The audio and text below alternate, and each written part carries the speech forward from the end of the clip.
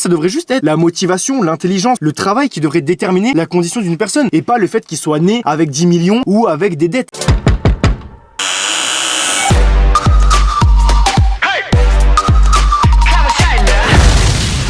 Je vais au boulot là.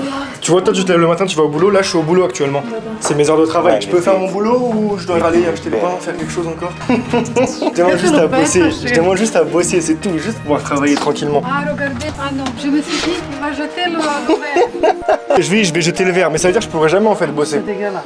Putain, je suis envoyé dans des missions, des trucs. En gros, juste vous êtes jaloux parce que vous avez des horaires de travail, genre 8h, 18h, moi je travaille quand je veux et je fais rentrer des sous. Ouais, le kiff, ça va ou quoi, tranquillement? Je voulais sortir dehors parce que franchement, j'allais dire il fait beau, mais là il fait même pas beau, je suis dégoûté, bordel. Pourtant, il y a un bête de décor, hein, carrément, je voulais vous faire profiter, guettez, frère. Regardez-moi ça. C'est magnifique. Mais malheureusement, bah non, il fait moche. Mais je me suis dit quand même, je vais faire l'intro dehors. Et je vous jure, si ça tenait qu'à moi, j'aurais fait l'intro dans le trampoline en sautant. Après, tu connais, pour des questions de stabilité et de son, je pense c'est pas carré. On va rester sur une intro beaucoup plus classique. Je disais donc, par ces temps consternants, forcément, j'ai à me poser des questions. T'es fou sur la vie, des trucs transcendants. Et là, la question que je me posais, vous l'avez vu dans le titre de la vidéo. Faut-il supprimer l'héritage? C'est une question sérieuse et je voulais vous exposer mon point de vue dessus et recueillir votre avis. Je vous jure, parce que c'est sûr, on sera pas d'accord. Je sais déjà que je vais pas être d'accord avec ta vue, mais c'est ça, frère. Personne veut me laisser bosser. C'est trop, frère. Vas-y, tu sais quoi? Je vais me mettre dans la voiture.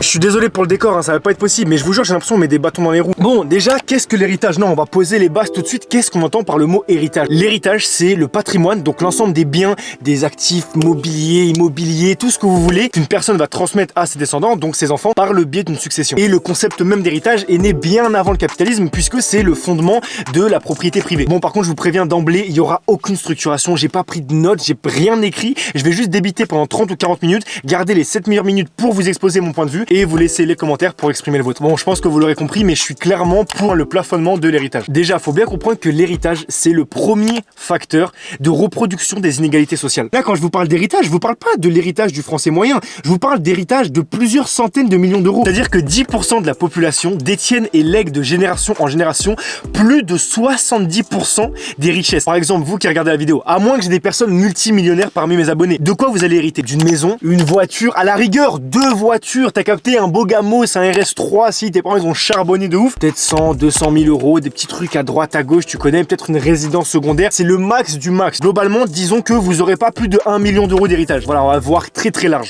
Mais le fils de Bernard Arnault, le fils de Serge Dassault, lui c'est pas une maison ou 2 voitures, lui c'est 50 immeubles de 20 étages, 17 voitures de collection, 1 ou 2 îles désertes et quelques comptes bancaires avec 100 millions par-ci, 20 millions par-là. Et les enfants de l'île Usiver, ce sera même une planète. C'est-à-dire que dès la naissance, tu sais qu'il y en a qui vont naître avec une planète et d'autres qui vont naître avec des dettes. Je sais pas si vous voyez le décalage. Et concrètement, objectivement, ils ont fait quoi de plus que les autres? Ils se sont contentés de naître. Non, c'était le modèle dominant au 18e, 19e, tu vois, une société de caste, une société d'héritiers. Ça commence à le redevenir petit à petit. Après, je sais, vous allez me dire à quoi ça sert de travailler toute ma vie, de me lever, de me tuer à la tâche, si c'est pour voir disparaître tout ce que j'ai accumulé au moment de ma mort. Le désir de transmettre à ses enfants, il est naturel. Je pense qu'on a tous ce désir-là et je pense même que de toute façon, c'est une fierté. Tu vois, t'as travaillé, t'as envie de laisser quelque chose à tes enfants, mais c'est précisément à cet endroit-là que se situe le problème. Parce que selon moi, vous perdez rien. Concrètement, l'argent, c'est pas une fin en soi. C'est-à-dire que de votre vivant, vous pourrez travailler plus. Vous pourrez accumuler plus que les autres si vous travaillez plus que les autres. Je suis pas en train de vous parler d'un modèle communiste, égalitariste, tout ce que vous voulez. Mais plutôt que de coffrer et de se retrouver à 70 ans avec des comptes en banque qui représentent le PIB de certains pays et de vous dire c'est parfait, je vais pouvoir léguer ça à mes enfants, vous serez obligé de l'utiliser de votre vivant. Et vous aurez la possibilité d'accroître votre capital culturel, d'accroître votre capital social, d'accroître vos connaissances, de vous faire plaisir. Si vous voulez acheter 3 Ferrari, vous pourrez acheter 3 Ferrari. Donc concrètement, de votre vivant, ça changera absolument rien. Simplement, une fois que vous partirez, plutôt que de léguer l'ensemble de votre capital financier à vos enfants, vous livrerez seulement votre capital culturel, votre capital social, et ce sera à eux de refaire leurs preuves. De travailler comme vous avez pu travailler pour gagner leur vie. C'est quoi les perspectives d'avenir? C'est quoi les perspectives de vie pour un enfant qui naît avec 10 millions d'euros? Concrètement, il se dit quoi? Je peux même pas lui en vouloir. Il a déjà tout ce dont il a besoin. Là, quand je vous parle d'héritage, je vous parle d'héritage de plusieurs centaines de millions d'euros. Faut bien se représenter, frère, c'est des sommes. Après, carrément, ça devient fou. Ça claque son argent pour développer d'autres formes de vie sur la Lune. Si on pouvait juste faire attention à cette planète, ce serait déjà archi carré. Pas besoin d'aller créer des trucs chelous sur la Lune. On a tout ce qu'il faut ici. Il faut juste le préserver. Enfin bref, ça permettrait tout simplement de résorber ce trou d'inégalité que constitue l'héritage. C'est 80% des inégalités qui passent par la transmission de l'héritage. Et même, carrément, ça créerait un capitalisme schumpeterien. C'est-à-dire qu'il y aurait une sorte de destruction créatrice, tu vois. À partir du moment où tu accumules 1200 millions sur ton compte, c'est des 1200 millions qui dorment, tu vois, ou qui sont placés en bourse pour faire d'autres petits et grossir encore la fortune. Mais concrètement, 1200 millions, c'est pas de l'argent qui sera injecté dans l'économie réelle. Alors que si on redistribuait cet argent à la société, ça permettrait de réduire les inégalités, de compenser pour ceux qui partent avec des handicaps, d'investir dans la santé, dans l'éducation, dans tout ce que vous voulez, de créer des bourses qui seraient supérieures et qui permettraient à tout le monde, dès la naissance, d'avoir les mêmes chances de réussir, d'avoir les mêmes outils en main. Peu importe que vous soyez issu d'une famille aisée qui vit en plein Paris ou une famille plus modeste qui vit en banlieue, là on pourrait dire que chaque enfant a accès aux mêmes conditions d'enseignement, a accès tout aux mêmes infrastructures. Enfin vraiment, ça devrait juste être la motivation, l'intelligence, le travail qui devrait déterminer la condition d'une personne et pas le fait qu'il soit né avec 10 millions ou avec des dettes. Et le pire, c'est que je sais pertinemment, avant même de lire les commentaires, que 90% vous serez pas d'accord avec moi. Parce qu'en fait, j'ai l'impression on se retrouve à défendre un modèle qui nous laisse directement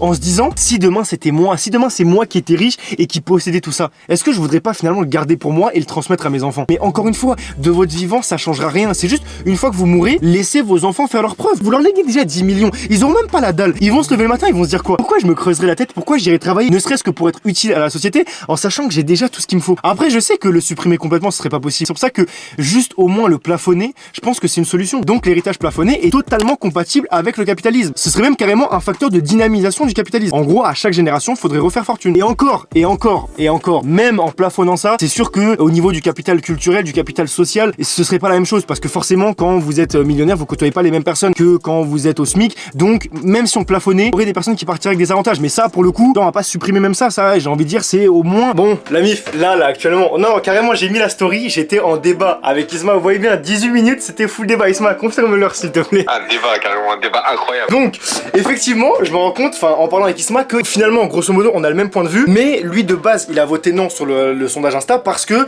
j'ai pas précisé certaines choses. Premièrement, effectivement, je sais que actuellement ce serait impossible. D'une part, parce que en l'état actuel des choses, le gouvernement, il est corrompu et il y aurait trop de détournements de fonds, ce que vous voulez. Et je peux même comprendre que vous soyez contre en vous disant que vous savez pas finalement où votre argent il va finir parce que bah c'est ce qui s'est passé. Quand on voit De Rugy, les homards à X euros, frère, des salaires entiers avec l'argent public, je peux comprendre effectivement. Mais là, ce dont je vous parle, c'est presque utopique, tu vois.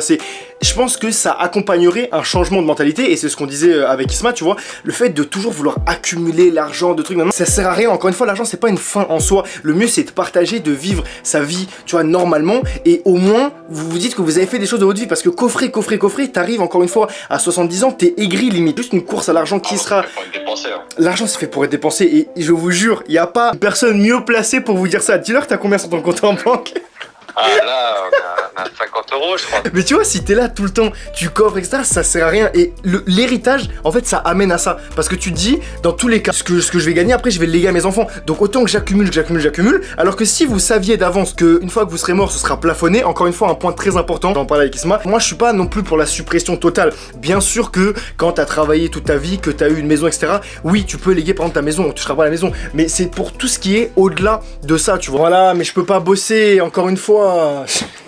Voilà, je pense que en gros, le truc serait juste de plafonner parce qu'encore une fois, quand on a travaillé toute sa vie, on a une bête de maison, c'est normal, tu vois, c'est une fierté de le transmettre à ses enfants et même de toute façon, c'est logique. Mais par contre, quand on arrive à des fortunes comme celles qui sont actuellement affichées à l'écran, 191 milliards, c'est trop, frère. Donc voilà, juste ces petites précisions parce que je me rends compte qu'il y a des points que j'avais pas forcément abordés dans la vidéo et il y a moyen que tu vois en commentaire vous me dites nanana. Donc voilà, clairement, je sais que ça arrivera jamais. Aujourd'hui, en l'état actuel des choses, les lobbies, les grandes familles, tout ce que vous voulez. Et même si ça arrivait, je pense qu'il y aurait d'autres choses à changer. De toute façon, si ça arrivait, on serait arrivé à un tel niveau de saturation que, enfin voilà, je pense que naturellement les choses elles se mettraient en place. Voilà, je pense j'ai tout dit, Isma. Individualiste dans les commentaires. Ah mais ceux qui sont arrivés jusqu'ici. Individualiste dans les commentaires.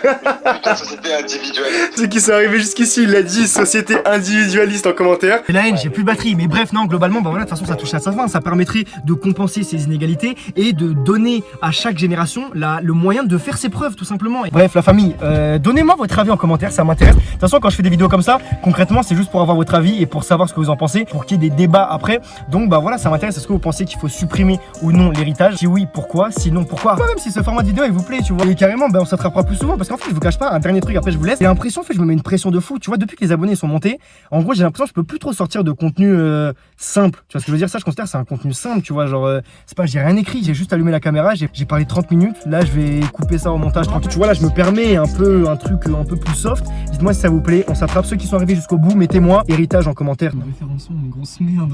Bah, c'est obligé. J'ai vu que quand t'avais plus d'abonnés, t'avais arrêté. Mais non, Non, la famille, vous savez très bien, c'est pour le référencement, pour qu'on grimpe, pour que j'ai un héritage et que je puisse le transmettre après à mes enfants. Ou pas, si c'est plafonné entre temps, franchement, je serais refait. Mais jusqu'à preuve du contraire, c'est pas plafonné, donc faut que je me mette plein les poches pour pouvoir leur léguer un bail. Prenez soin de vous, la famille. Bisous.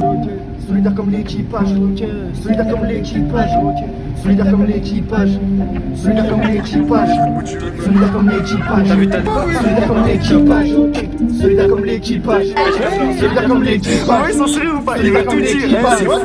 Solidaire comme l'équipage, ok. Solidaire comme l'équipage, ok. Solidaire comme l'équipage, solidaire comme l'équipage, solidaire comme l'équipage, solidaire comme l'équipage, solidaire comme l'équipage, solidaire comme l'équipage.